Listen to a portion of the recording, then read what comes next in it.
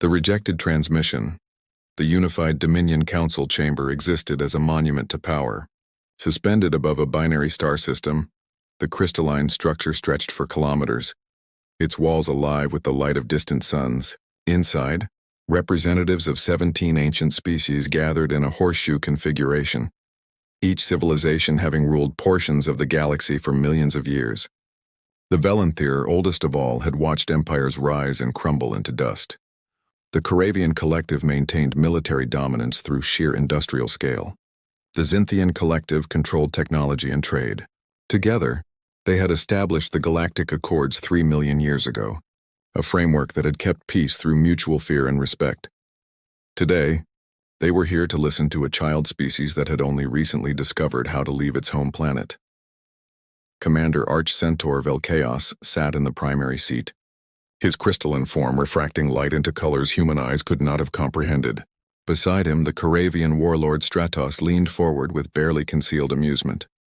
These were beings who had fought wars that reshaped star systems. The idea that humanity, a species that had mastered space travel merely 80 years ago, had sent an official delegation was almost funny. Almost insulting. The chamber's main screen flickered to life. A single transmission from Earth, carried through relay stations across half the galaxy, finally reaching the Council. Dr. Amara Okonkwo appeared on the screen. She was a striking woman, dark-skinned, with eyes that reflected something the ancient species could not quite identify, a combination of hope and steel that confused them. When she spoke, her voice was clear, measured, and carried an unexpected weight. To the Unified Dominion Council, she began. I am Dr. Amara Okonkwo, diplomatic envoy of Earth. I come with a proposal from the nations of humanity. It is called the Safe Passage Protocol. Velchaos shifted slightly. Around the chamber, responses varied from curiosity to open contempt. The Safe Passage Protocol is simple, Amara continued. Humanity respects the territories and sovereignty of established civilizations. In return, we ask the same respect. We ask that no faction enters the Kepler cluster, the Sol system, or the 12 designated human expansion zones without explicit permission. We ask that our resources remain our own. We ask that our people be treated as equals in any diplomatic exchange. Stratos made a sound that might have been a laugh. A species that cannot construct a warship in under 5 years is making demands. The Velanthir elder Zixtil, ancient beyond measure, spoke with a voice like the groaning of cosmic ice. This is unprecedented, not in its arrogance but in its directness. The young normally grovel. This one proposes terms. The elder seemed almost amused. Furthermore, Amara said, we have included safeguards. Any violation of the Safe Passage Protocol will result in consequences proportional to the transgression. We hope it will never be necessary. We are extending this proposal as an attempt to establish lasting peace. Velchaos rose from his seat. Your proposal is noted, Dr. Okonkwo. The Unified Dominion will consider it. That is all we ask, Amara replied. That you consider it. That you acknowledge humanity not as an emerging species asking for scraps, but as an independent civilization proposing mutual respect. The transmission ended. In the silence that followed, Stratos spoke first. A child threatening the Accords. It is almost touching. The sentiment is noted, said Velchaos coldly. Archive this transmission with the designation, Amusing Primitives. The Safe Passage Protocol is filed and forgotten. Humanity is welcome to its corner of space. When they are ready to join civilization, they may petition again. In 500 years, perhaps they will have learned to address us properly. The Council moved on to weightier matters. Trade agreements between the Caravian Collective and Xinthian Collective, a territorial dispute that had simmered for centuries. The acquisition of new mining rights in a neutron star cluster. Earth's protocol was filed away, stored in archives, and effectively dismissed. What the Council did not know was that humanity had expected exactly this response. 3,000 kilometers beneath the surface of Earth's Pacific Ocean, in a facility carved into the planet's mantle itself, Commander James Reeves stood before a wall of monitors displaying information that would have terrified the Unified Dominion into immediate military action. The chamber around him was vast, its walls lined with equipment that incorporated technology. Humanity had developed in secret, hidden from prying satellites. shielded from external sensors through methods based on quantum entanglement and dimensional theory. This was the real seat of humanity's power. Dr. Sarah Chen approached him, her face etched with both satisfaction and grave determination. She had led the Avalon Initiative for 12 years, ever since first discovering the mathematical framework that changed everything. Most of her colleagues had thought her insane. 3 of them had suffered nervous breakdowns when the theories became reality. "The Dominion has filed our protocol," Chen said quietly. "Vel Chaos has decided we are beneath serious consideration." "Expected," Reeves replied. His voice carried the weight of someone who had been preparing for this moment for his entire career. "The question is whether they respect it anyway, or whether we need to teach them the cost of ignoring it." 72 monitoring stations across the designated territories, Chen said, gesturing to the primary display. 20,000 automated defense platforms, and the Avalon Initiative is now at 94% operational capacity. "We only need a violation to justify full activation." Reeves looked at the massive cylindrical structures depicted in the holograms around them. Each one was larger than terrestrial cities. Each one represented humanity's answer to a galaxy that had told them they did not matter. "How did we manage to keep this secret?" Reeves asked, though he knew the answer. He asked it anyway, as if speaking it aloud would make the reality more solid, more certain. "We built deep," Chen said. "We spread the resources across 12 locations worldwide. We compartmentalized so thoroughly that no single worker knew more than their own station. And we tapped into dimensional physics that the conventional galactic powers don't even know exists. They're looking for energy signatures, weapons construction, fleet assembly. We're building in spaces perpendicular to their reality." Reeves nodded slowly. For 60 years, humanity had quietly developed the Avalon Initiative. While Earth's governments publicly engaged in cautious diplomatic overtures, accepted the placement of Dominion observers in neutral zones, played the role of humbled newcomers, the real work had been happening below. The message was a test, Reeves said. We needed to see if they would respect the protocol of their own volition. We needed to establish in the record that we had asked nicely first. "And now?" Chen asked. "Now," Reeves said, "we wait for them to prove why we were right to prepare." 8 months passed. Relations between Earth and the Dominion remained cordial but distant. Humanity was granted observer status in the Galactic Senate. Trade agreements were negotiated. More advanced species began visiting Earth, sometimes with scientific curiosity, sometimes with commercial interest. On the surface, humanity seemed to be integrating smoothly into galactic civilization. Beneath the surface, 12 hidden facilities hummed with increasing energy output. The violation came on a Tuesday, unannounced, almost casual in its disregard.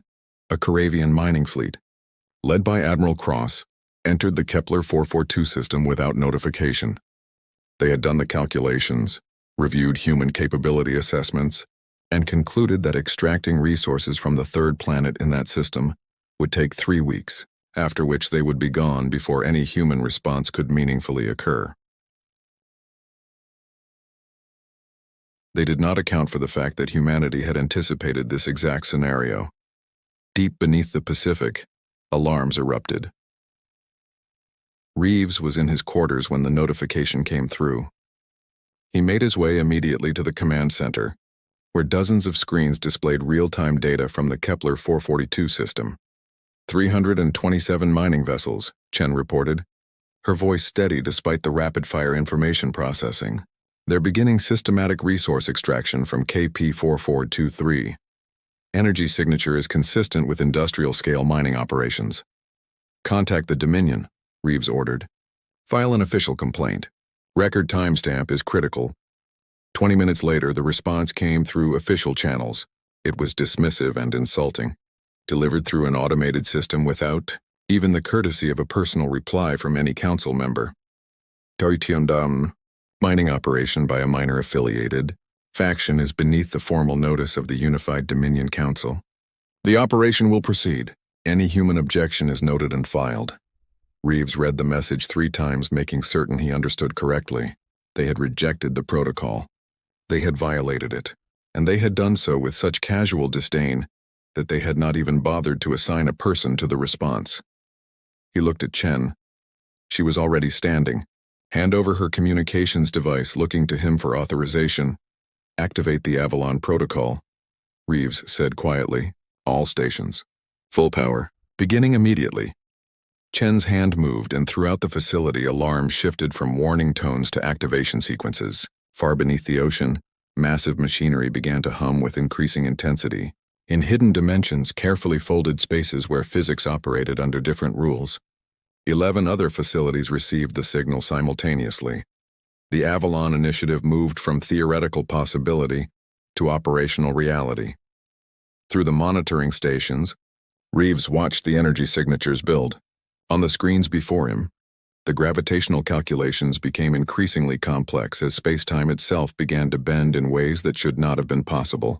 The structures buried in hidden dimensions started to resonate, their quantum entanglement fields reaching toward conventional space, ready to unfold. All systems show green, Chen reported, her voice carrying the weight of history. We're ready. Humanity is ready. Reeves stared out through the reinforced viewport at the waters of the Pacific. Somewhere in the depths above them, the ocean churned with invisible energies. Somewhere in spaces that conventional sensors could not detect, something vast and impossible was preparing to emerge. The message had been rejected, Reeves said quietly, but the consequences were already in motion. In the Kepler 4042 system, Admiral Cross was about to learn exactly what the Safe Passage Protocol meant. Admiral Cross had commanded mining operations for 43 years. He had overseen the extraction of resources from 312 planets, moons, and asteroids. He had developed a systematic approach that minimized time in each system and maximized profit for the Karavian Collective. His current operation in Kepler 442 was following schedule perfectly until his sensors detected something that violated every law of physics as the Karavian Collective understood it. The readings appeared suddenly, anomalies that should not exist in conventional space, gravitational signatures spiraling impossibly, as if space itself was being folded upon itself. Energy densities that exceeded even what would be produced by a star in the region. And underneath it all, a sensation that made the ship's AI request confirmation multiple times. Something was moving through dimensional layers adjacent to normal space. Admiral, his tactical officer, Commander Vextol, turned in his chair. We're registering unprecedented phenomena. Coordinates are approximately 3 light seconds from our position. It doesn't match anything in our database. Is it an attack? Cross asked. Negative. Whatever it is, it hasn't targeted us, but, Admiral, the energy signature is increasing, and it's not coming from any conventional power source. The mathematics don't... Vextol paused. The mathematics don't compute. Cross moved closer to the main view screen. For a moment, nothing was visible. Then, like the development of a photograph in chemical solution, something began to appear. A shape, colossal beyond rational comprehension, unfolded from the spaces between dimensions into conventional reality. It was not a ship as Cross understood ships. Ships were meant to travel. Ships were meant to be crewed. Ships were designed by species with constraints and limitations and finite resources. This was something else entirely. The Avalon stretched for thousands of kilometers. What had appeared as a single vessel was actually a mobile orbital megastructure, an entire ring world capable of enclosing a star. Its surface shimmered with computational matter, billions of processors working in concert. In its center, suspended in a dimensional fold, existed a self-contained star, artificial and stable, providing power that conventional technology could barely comprehend. All 23,000 mining ships of the Karavian fleet suddenly found themselves surrounded by something so impossibly vast that their sensors could not even properly categorize it. Admiral, Vextol's voice had become thin, almost a whisper. What is that? I don't know, Cross admitted. The statement felt obscene, incomprehensible. He had always known what was occurring in his command space. He had always maintained control. But this was beyond knowledge. This was beyond control. The space around the fleet suddenly became opaque to communication frequencies. No signal could escape. No distress call could be sent. The mining vessels were entirely isolated, trapped in a sphere of hostile technology operated by an enemy they had not known existed. A transmission broke through, somehow bypassing the communications lockdown entirely, appearing on every channel simultaneously. This is the Earth Defense Collective. You are presently in violation of the Safe Passage Protocol. You have 12 hours to cease all mining operations and evacuate this system. Failure to comply will result in consequences. This is not a negotiation. In the chamber of the Unified Dominion Council, the transmission arrived like a meteor strike. Chaos was in the middle of a discussion regarding trade percentages when an emergency alert overrode all proceedings. The message played, and the ancient being felt something he had not experienced in 3 million years: genuine fear. "Respond immediately," he commanded. "Contact Fleet Admiral Cross. Authorize any action necessary to—" "Admiral Cross is not responding," came the report. "In fact, no signal can be received from the Kepler 442 system. The region has become completely isolated from conventional communication." "Impossible," Stratos declared. "No technology exists that could—" Another transmission interrupted him. This time it came with visual data, showing the Karavian fleet surrounded by something that the Council's best analysts struggled to comprehend. "You have rejected the Safe Passage Protocol," the message continued. "As demonstration of consequence, Admiral Cross's fleet is now suspended in temporal stasis. No weapons active, no personnel harmed, all systems maintained. But they remain where they are, unable to act until you acknowledge the validity of the protocol you have violated." Chaos stood. Around the chamber, the ancient powers of the galaxy felt the ground shift beneath them. This was not possible. This technology should not exist. Humans were children, barely capable of constructing orbital stations, and yet they had appeared with something that made the Dominion's entire technological arsenal seem quaint. "This is an act of war," Stratos roared. "Activate the emergency protocols. Mobilize the fleet. We will destroy—" "You will do nothing," came Dr. Amara Okonkwo's voice, suddenly present in the transmission. "You will listen. 80 years ago, my species emerged onto the galactic stage. We came peacefully. We offered partnership. The Unified Dominion treated us as children playing with toys they did not understand. We proposed a protocol, a simple agreement of respect and boundaries. You rejected it. You dismissed it, and one of your factions acted upon that dismissal." The screen shifted, showing data streams and technological specifications. The Council's analysts gasped as they recognized what they were seeing.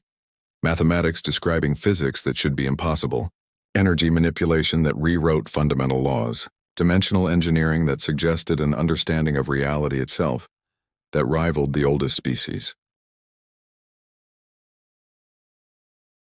"For 60 years Earth has been preparing," Amara continued. "While you dismissed us, we discovered what your civilizations, comfortable in your ancient power, never thought to look for. You believed you understood physics because you had mastered them millions of years ago. You stopped looking for greater truths. We did not have that luxury. We looked, we discovered. We built." The cameras shifted, showing the interior of the Avalon, massive computational systems managing forces beyond conventional measurement. And then the camera showed something that made every being in the Council chamber lean forward.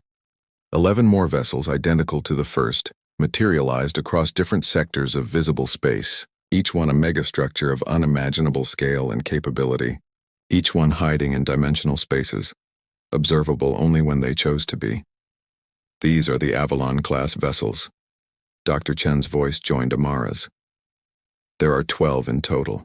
Each one is capable of rendering any conventional fleet defensive and impotent. Each one contains processing power equivalent to all the computational networks ever created by the combined civilizations of the Dominion. And each one is currently positioned to maintain a perimeter around designated human territory." A pause. Then Amara returned, her voice carrying absolute authority. "Humanity did not come to the galaxy seeking conquest. We came seeking peace. When that peace was rejected, we prepared for the alternative. The Safe Passage Protocol is now law. Species that respect it will be welcomed as partners. Species that violate it will face consequences proportional to their transgression. This is not ultimatum.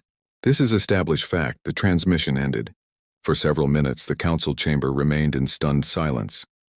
1 week later, Dr. Amara Okonkwo accepted a formal apology from Chaos himself. The Karavian mining fleet had been released from temporal suspension with no losses. Admiral Cross had been reassigned. The Karavian collective had pledged full compliance with the Safe Passage Protocol. But more significantly, the Unified Dominion had negotiated a formal treaty. Humanity was now recognized as a sovereign power, with full authority over its designated territories. The Safe Passage Protocol had been incorporated into the Galactic Accords.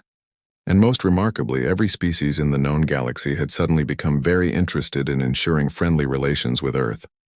Back on Earth, Commander Reeves and Dr. Sarah Chen stood on a balcony overlooking the Pacific Ocean. The sun was setting, painting the sky in shades of orange and purple. The Avalon Initiative had successfully transitioned from theoretical possibility to operational reality, and the initial test had been conclusive. "They tried to dismiss us," Chen said quietly. "They tried to treat us as children. They tried to ignore a warning," Reeves replied. "We gave them the chance to respect the protocol voluntarily. When they rejected that chance, they learned why the protocol existed in the first place. Far beneath them, invisible to conventional sensors but omnipresent in hidden dimensions, the 12 Avalon-class vessels maintained their eternal vigil. A silent reminder to the galaxy that humanity was not a species to be underestimated or dismissed. Earth had come to the galaxy offering peace and asking for respect. But they had also prepared for every alternative. And in doing so, they had changed the fundamental balance of power in the known universe. The protocol they had rejected had become the law no one could ignore, and humanity, the youngest civilization among the stars, had become the power that all others feared. Not because of aggression or conquest, but because they had refused to accept the dismissal of their existence. They had looked where others would not look. They had discovered what others believed impossible. And when their peaceful overtures were rejected, they had demonstrated exactly what that preparation meant. In the depths of the Pacific, the equipment hummed with power that would reshape civilization for centuries to come. The age of humanity had begun.